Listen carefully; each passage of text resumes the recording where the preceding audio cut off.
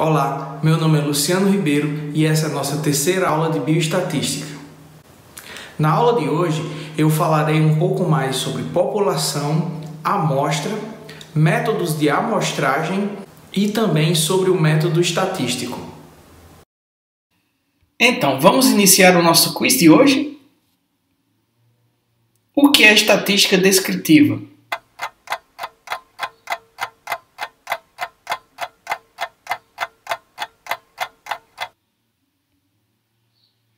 O que é estatística inferencial?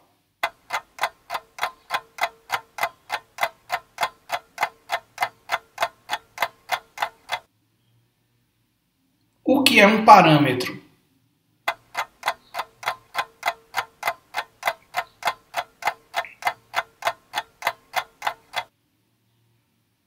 O que é um estimador?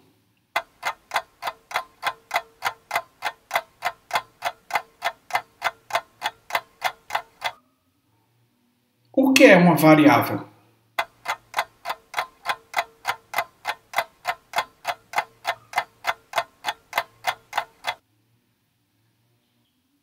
Seja bem-vindo à nossa terceira aula de bioestatística. Meu nome é Luciano Ribeiro e hoje eu falarei sobre população, amostra, amostragem e o método estatístico. Primeiramente, vamos conceituar população.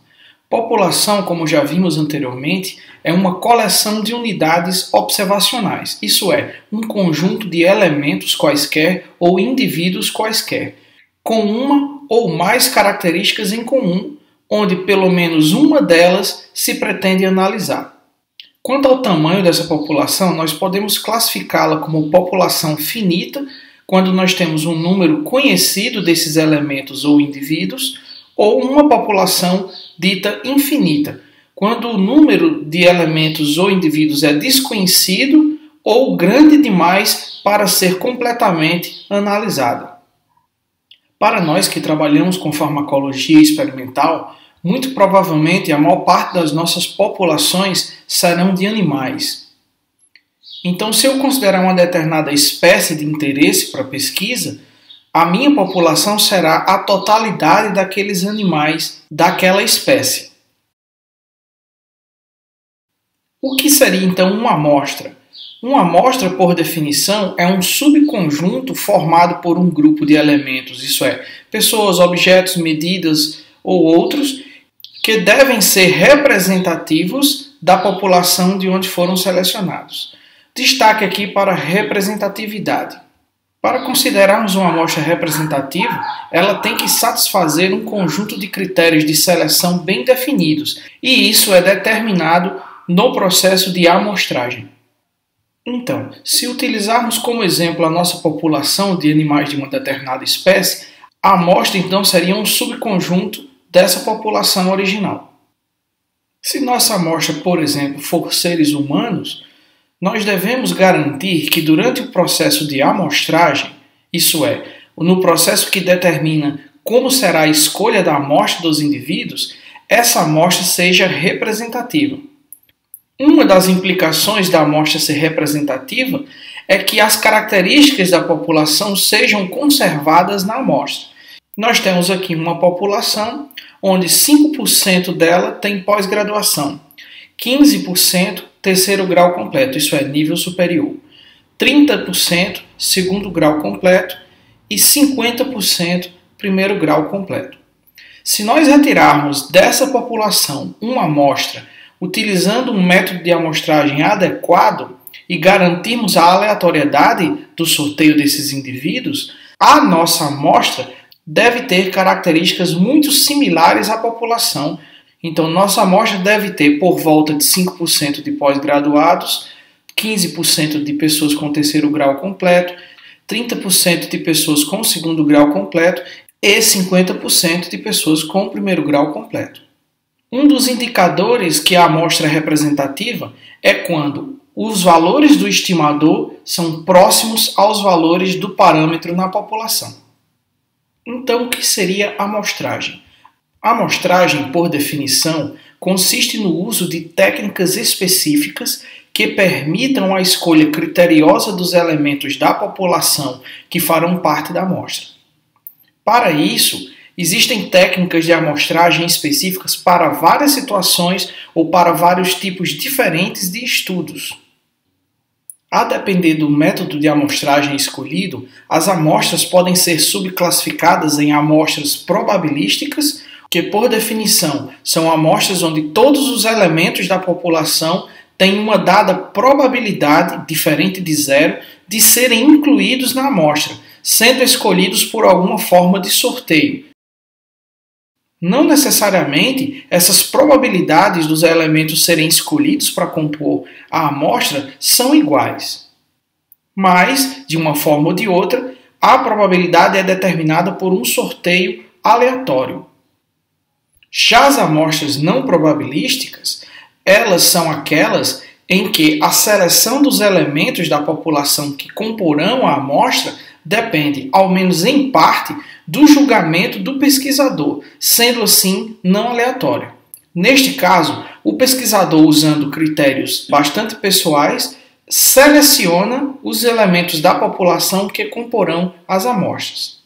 Esse tipo de amostragem não probabilística serve para sondagens, mas essas sondagens não têm propósitos inferenciais, isto é, elas apenas têm propósitos descritivos para a amostra ou população selecionada.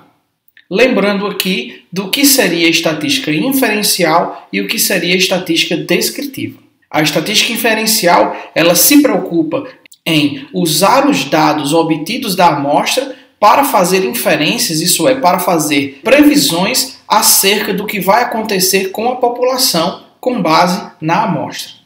Aqui eu darei alguns exemplos de amostras probabilísticas e não probabilísticas, a depender do tipo de amostragem usada. Então, amostras probabilísticas, isto é, aquelas amostras que foram selecionadas da população por um sorteio aleatório, elas podem ser subclassificadas em amostras probabilísticas simples, sistemáticas, estratificadas ou por conglomerados. Já as amostras não probabilísticas, isso é, aquelas que não foram selecionadas de forma aleatória, onde o pesquisador selecionou, utilizando critérios pessoais, os elementos da população que comporam a amostra, pode ser classificada como amostras não probabilísticas por conveniência, intencional ou de material contínuo. Agora eu vou apresentar para vocês um a um esses tipos de amostragem, começando com amostras probabilísticas simples. Esse tipo de amostragem é definido como um tipo de amostragem em que se definem os participantes da amostra mediante um sorteio simples. Nesse tipo de amostragem é garantido a cada elemento da população basicamente a mesma chance de ser sorteado para compor a amostra. Então, como é que funcionaria esse tipo de amostra probabilística simples? Para realizar, eu tenho que seguir a seguinte técnica. 1. Eu tenho que dispor da relação completa dos elementos que constituem a população. 2. Eu devo enumerar consecutivamente os elementos da população de 1 até n, onde n é o tamanho da população. 3. Eu devo determinar o tamanho da amostra. E por último, eu devo selecionar cada um dos elementos da amostra por um mecanismo aleatório de sorteio. Para trabalhar com amostragem probabilística simples, eu tenho um grande problema. Eu devo conhecer o tamanho da população de meu interesse. E mais, eu devo conseguir de alguma forma dar um número a cada indivíduo para que eles tenham a mesma probabilidade de chance de serem escolhidos. Isso para populações infinitas é praticamente impossível. Então esse tipo de amostragem é interessante para quando nossa população ela é finita e tem um tamanho reduzido. Um outro tipo de amostragem probabilística é a amostragem probabilística sistemática. Aqui nós temos uma variação da amostragem probabilística simples, que pode ser usada quando a população já está naturalmente ordenada, isso é, quando cada indivíduo já possui algum número que é único e exclusivo desse indivíduo. Como proceder com essa técnica de amostragem?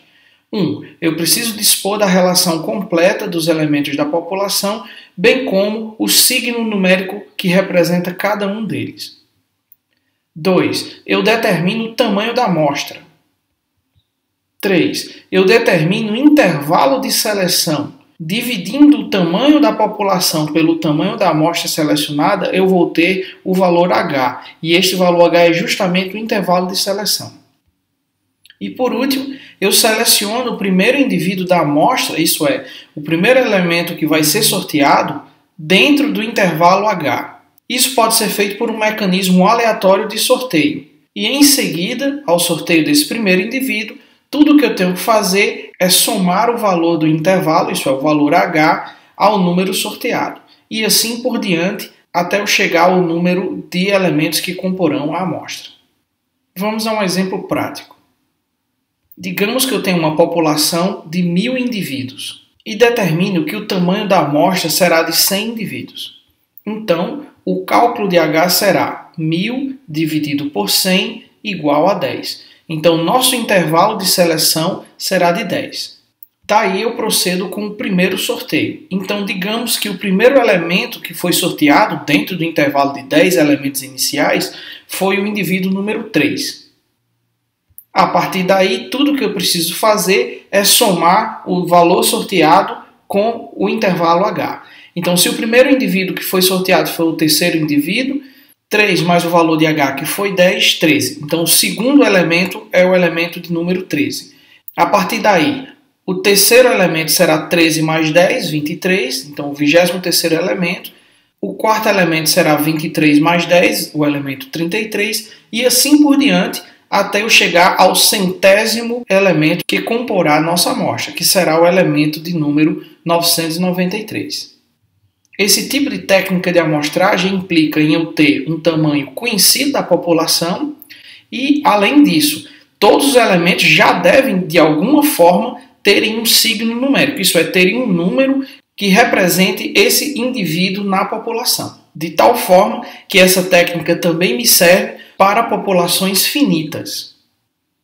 Em se tratando de amostragens probabilísticas, talvez a mais utilizada seja a amostragem probabilística estratificada, isso é, por estratos. Ela consiste na escolha da amostra a partir de estratos, isso é, são subgrupos homogêneos da população. Neste caso, deve haver critérios de inclusão e exclusão para os indivíduos da população que comporão a amostra. Alguns exemplos de estratos, por exemplo, sexo, faixa etária, faixas de peso, grau de escolaridade, etnia, classe social, região geográfica ou outra característica que seja exclusiva daquele subgrupo da população. Como proceder então com esse processo de amostragem? Primeiramente, nós devemos determinar os critérios de inclusão e exclusão para os indivíduos. Ter ideia da proporção entre o extrato e a população em termos de número de indivíduos. Determinar o tamanho da amostra e selecionar os elementos do extrato por sorteio, respeitando a proporção entre extrato e população. Vamos exemplificar. Então imagine que nós temos como critérios de inclusão homens e mulheres maiores de 18 anos que residam no bairro Boa Nova da cidade de Estatística do Norte. Então esses são os nossos critérios de inclusão e exclusão para os elementos que comporão a amostra. Digamos que esse determinado bairro tenha 5.000 indivíduos. Desses 5.000, 1.000 são menores de 18 anos. Então nós trabalharemos com uma população de 4.000 indivíduos. Ainda mais, desses, 60% correspondem a mulheres e 40% correspondem a homens. Então a proporção mulheres-homens dentro do extrato é de 6 para 4, isso é, 6 mulheres para cada 4 homens.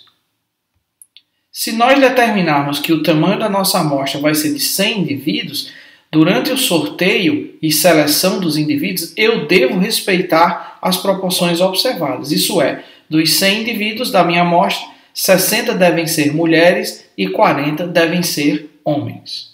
Como eu disse antes, esse é o método de amostragem mais comumente utilizado, porque ele apresenta algumas vantagens em relação aos métodos anteriores. Primeiro, ele permite inferências estatísticas robustas.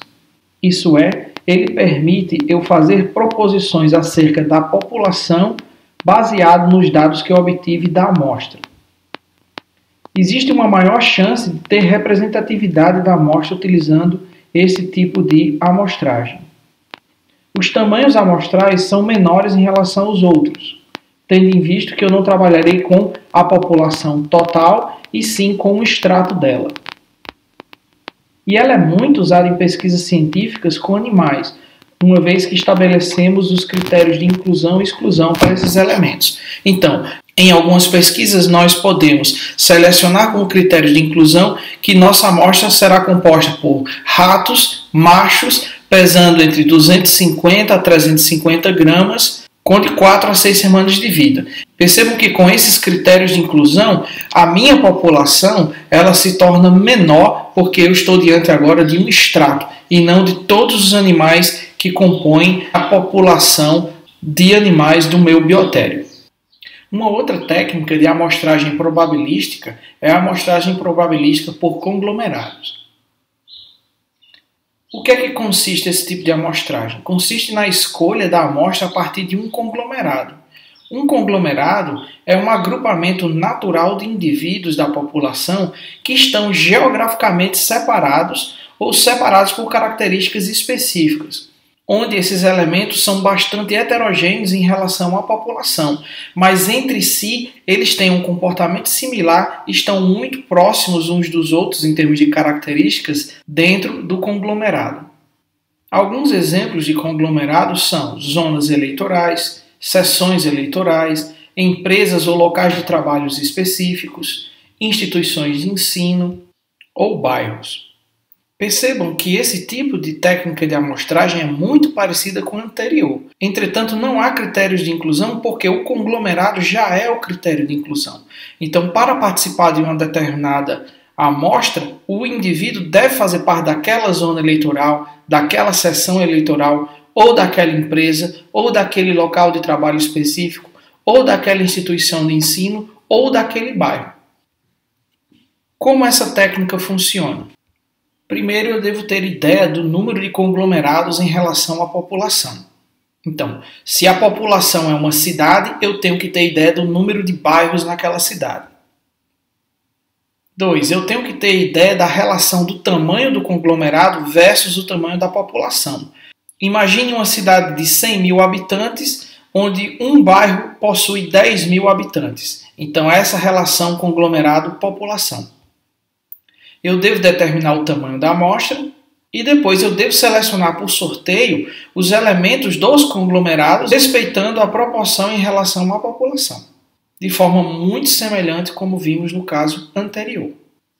Apesar do método de amostragem probabilístico ser o método mais robusto para pesquisas estatísticas com propósito inferencial, existe também a amostragem não probabilística, que será usada em alguns momentos por algumas razões, como, por exemplo, quando o N é desconhecido, isso é, quando o tamanho da população é absolutamente desconhecido e, além disso, não pode ser estimado. Quando a população, ou a grande parte dela, não está disponível para ser sorteada. Isso é, quando eu não tiver acesso a toda a população para sortear a minha amostra. Quando a amostragem probabilística é praticamente impossível de ser realizada por limitações de tempo, recursos financeiros, materiais e pessoal. Então, sempre que eu não puder, por alguma razão, usar a amostragem probabilística, o que me resta é fazer o uso da amostra não probabilística. Aqui vão alguns exemplos práticos de amostragens não probabilísticas. Por exemplo, alguns pré-testes de questionários. Quando se trata de uma população muito homogênea. Quando o pesquisador não possui conhecimentos estatísticos o suficiente para determinar as relações entre população e amostra. Ou quando o fator facilidade operacional é requerido. Na pesquisa científica, nós usamos também amostragens não probabilísticas, mas apenas quando nós podemos garantir que a nossa população é bastante homogênea, de tal forma que escolher a esmo qualquer participante da amostra não implicará em uma quebra da relação de representatividade entre amostra e população. Agora eu darei alguns exemplos de amostragens não probabilísticas. Por exemplo, a amostragem não probabilística por conveniência, que é uma das mais usuais. Por definição, nesse tipo de amostragem, o pesquisador seleciona os membros da população para compor a amostra que estão mais acessíveis a ele num dado momento ou local. É muito frequente a utilização desse tipo de amostragem para a geração de ideias em pesquisas exploratórias ou para a geração de hipóteses. No caso aqui, testes de sondagem simples. Aqui eu darei alguns exemplos de aplicações na prática. Por exemplo, se o pesquisador solicita pessoas que voluntariamente testem um determinado produto e em seguida respondam a um questionário, a uma entrevista. Ou, por exemplo, uma pesquisa de satisfação de pessoas dentro de um supermercado. Ou uma pesquisa de opinião sobre um dado assunto, onde, por conveniência, a pesquisa será realizada e, assim, os elementos que comporão a amostra serão selecionados no local onde o pesquisador já se encontra, ou por indivíduos que estão ao acesso do pesquisador. Perceba que nesses exemplos o pesquisador não tem acesso a toda a população para sortear os elementos da amostra. Uma outra técnica de amostragem não probabilística é a amostragem não probabilística intencional. Aqui, a amostra é intencionalmente selecionada de acordo com o julgamento pessoal do pesquisador. É muito comum a escolha ser feita por experts, isso é, por pessoas que detêm um grande conhecimento sobre aquele assunto, onde, a partir desse conhecimento, eles escolhem os elementos que são mais típicos, isso é, aqueles que são mais representativos para a amostra que foi selecionada. Um exemplo aqui seria um pesquisador que é especialista em histopatologia e dentre as várias lâminas de vários cortes histológicos de um determinado órgão, ele seleciona a melhor imagem que representará toda a amostra. Um último exemplo de amostragem não probabilística que pode ser comum em alguns tipos de pesquisa é a amostragem não probabilística de material contínuo. Isso é um tipo de amostragem onde a população é constituída por materiais em estado líquido ou gasoso e não existe a possibilidade de separar as unidades amostrais. Como exemplo aqui, nós temos, por exemplo, a medição da concentração de um determinado elemento que esteja dissolvido na água de um rio ou reservatório. Em muitos momentos, durante a minha fala até então, eu usei a expressão amostra representativa. Então, vamos ver o que isso significa.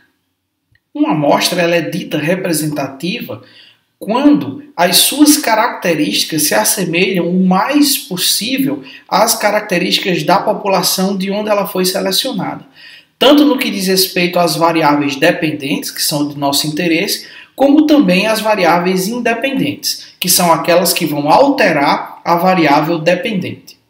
A forma mais comum de se referir à representatividade da amostra é quando o valor da estimativa é muito próximo ao valor do parâmetro real. Isso é, se eu tenho a média da altura de uma amostra, esse valor da média da altura da amostra, que é a minha estimativa, deve ser próximo ao valor da média da população. Quando isso acontece, eu digo que a minha amostra é representativa. Entretanto, como já havíamos falado antes, o valor do parâmetro, na maioria das vezes, é totalmente desconhecido para o pesquisador. Então, como é que eu saberia que o valor da estimativa está próximo ou não do valor do parâmetro para assim inferir que a minha amostra é representativa? Uma forma de resolver isso é através do cálculo do erro amostral, isso é, da variabilidade que é esperada na amostra em relação ao estimador e ao parâmetro escolhidos. Então, o erro amostral é a diferença numérica entre uma estimativa, isso é, o valor obtido a partir da amostra, e o valor real do parâmetro, isso é, aquele valor da população. Então, uma forma de ter ideia do erro amostral é estimar esse erro através do cálculo do erro padrão da média. Como dificilmente saberemos o valor real do parâmetro da população, também não temos como saber exatamente o nível do erro amostral, representado aqui pelo erro padrão da média. Entretanto, nós podemos minimizá-lo. Existem 3 formas simples de minimizar esse erro amostral. Uma delas através da técnica de amostragem correta. Se nós utilizarmos uma técnica de amostragem probabilística, isso é, aleatória, nós minimizaremos esse erro amostral. As nossas medidas devem ser o mais precisas e exatas possíveis. Isso vai reduzir a variabilidade dos nossos dados e, assim, também reduzir o erro amostral. E, por último, teremos que ter um tamanho da amostra adequado. Essa amostra não pode ter um espaço amostral muito pequeno. Por fim, falarei do método estatístico. O método estatístico são métodos e técnicas matemáticas usadas no planejamento experimental, na amostragem, na coleta e na análise estatística de dados brutos de uma pesquisa com finalidade descritiva ou inferencial. Então, o método estatístico pode ser descrito como uma série de passos de metodologias e técnicas matemáticas que devem ser seguidos para se realizar uma pesquisa científica. Então, quais seriam as fases do método estatístico? O método estatístico inicia-se pela definição do problema, isso é, a criação da hipótese central ou da questão central. Passa pelo planejamento experimental, pela fase da amostragem, onde nós selecionamos os indivíduos que vão compor a nossa amostra, como vimos na aula de hoje, coleta dos dados, apuração dos dados, crítica dos dados, apresentação dos dados e, por último, análise e interpretação dos dados. Geralmente, o pesquisador faz uma observação. Com base nessa observação, ele procura uma relação de causa e efeito e aí ele faz uma pergunta central. Com base nessa pergunta central, formula-se uma hipótese. Neste ponto entra o desenho experimental, onde nós vamos estabelecer quais ou qual protocolo experimental será realizado para gerar dados que possam ser úteis para corroborar ou refutar a hipótese formulada. Então, com base em testes estatísticos realizados entre grupos experimentais, nós podemos aceitar ou rejeitar essa hipótese. Existem testes paramétricos e testes não paramétricos. Entre os principais testes paramétricos, cito o teste T-Student e a ANOVA, análise de variância. Entre os testes não paramétricos, eu posso citar o Wilcoxon, Mann-Whitney, Friedman e Kruskal-Wallis. Todos esses testes estatísticos serão discutidos em um momento oportuno, e é justamente o objetivo do nosso curso. Como vimos, a primeira fase do método estatístico consiste na definição ou formulação correta da hipótese. Então imagine que um laboratório quer desenvolver um novo fármaco-medicamento para uma dada doença, para a qual já existem outros fármacos e medicamentos disponíveis no mercado. A hipótese aqui defendida pode ser que o novo medicamento seja melhor do que os medicamentos já disponíveis no mercado. Vista essa hipótese, como é que eu devo proceder para prová-la? Então, isso fica a cargo do planejamento. No planejamento, que consiste em determinar os procedimentos necessários para resolver o problema, e em especial como levantar informações sobre o assunto, que é objeto do nosso estudo, nós devemos tanto fazer os nossos desenhos experimentais para cada um dos protocolos a se seguir, como também realizar o nosso planejamento estatístico.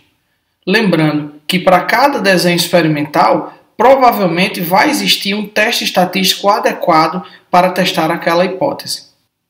No planejamento do método estatístico cabem muitas questões, como quais as variáveis em questão serão trabalhadas, que tipo de dado deverá ser obtido, qual é a natureza desse dado, como obtê-los, qual é a natureza desses dados, isso é, eles são dados qualitativos ou quantitativos, como é que eu posso obtê-los, quais os materiais serão necessários para realizar essa pesquisa, qual o grau de precisão e exatidão exigido nessa pesquisa, o que é que eu sei sobre a população, eu posso trabalhar com essa população inteira ou eu terei que usar uma amostra, qual o tempo disponível para fazer a pesquisa, qual a técnica de amostragem será escolhida, quais testes de hipótese serão realizados, qual o tamanho dessa amostra.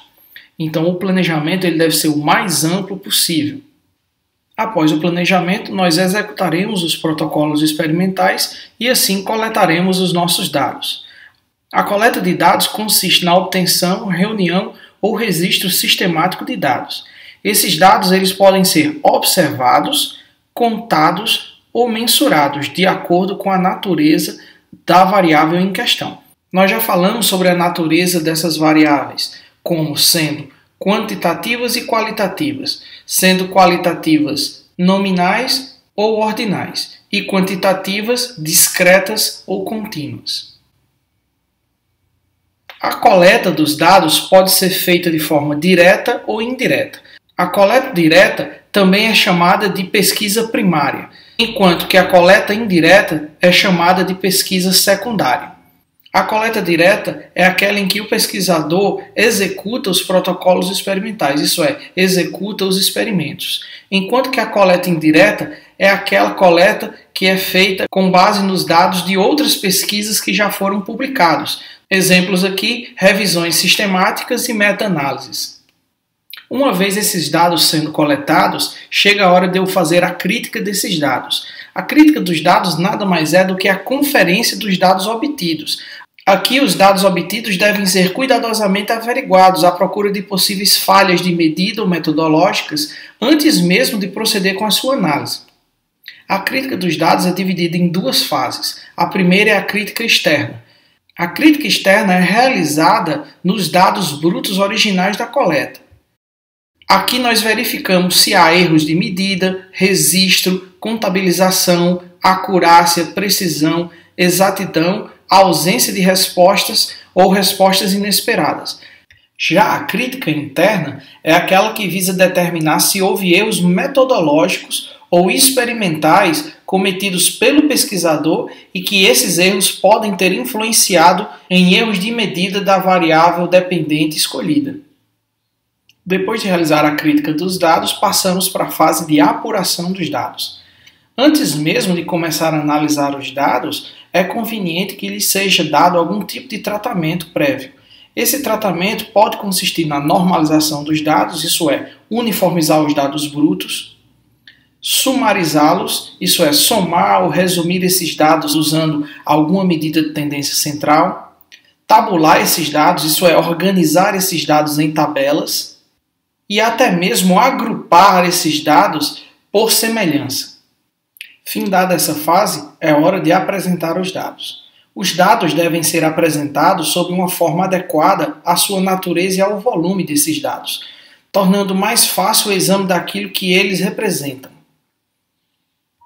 Formas comuns de apresentação de dados são através de apresentação tabular, isto é, através de tabelas.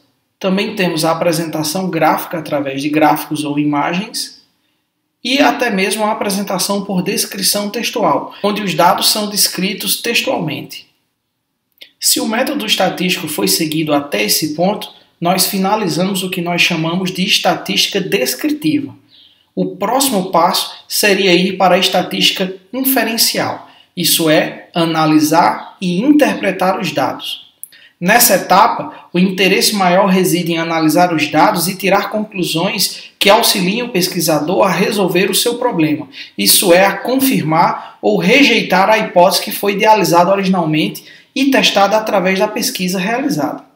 Essa análise e interpretação de dados passa por várias etapas, como, por exemplo, o cálculo de medidas de tendências centrais para esses dados, bem como cálculos da variabilidade desses dados, estudos de distribuição desses dados para determinar se essas distribuições dos dados são normais ou não, estudos de correlação entre as variáveis estudadas, buscando aqui achar relações entre causa e efeito, e por fim, a realização de testes de hipótese entre os grupos de dados, sendo esses grupos independentes ou dependentes, conforme nós já estudamos anteriormente. Então, para sumarizar, nós temos que o método estatístico inicia-se pela definição do problema e elaboração da hipótese central. Depois passamos à fase de planejamento, onde o desenho experimental é essencial. A coleta dos dados, onde nós realizamos o experimento. A crítica dos dados, que se resume à crítica interna e externa. A apuração dos dados, que é um tratamento prévio dado a esses dados.